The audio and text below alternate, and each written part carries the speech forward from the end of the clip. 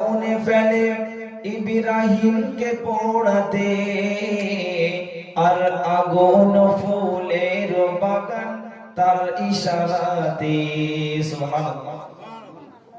নমরুদ ফিরাউন ইব্রাহিম আলাইহিস সালাতু ওয়াস সালামকে দ্বীন প্রচারের উদ্দেশ্যে আগুনের মধ্যে নিক্ষেপ করেছিল। কতদিন ছিল?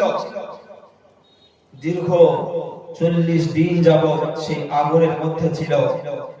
আল্লাহ রাব্বুল আলামিন সেই আগুনকে ফুলের বাগান করে দিয়েছে। তাই কবি বলছে, নমরুদ আগুন ফেলে ইব্রাহিমকে পোড়াতে, আর আগুন ফুলের বাগান সেই তার ইশারাতে। বিশ্ববাসী দেখে বলে, খোদার কুদরত দেখে যা। তুইজ্জু মান তাশা ওয়া তুযিল্লু মান তাশা।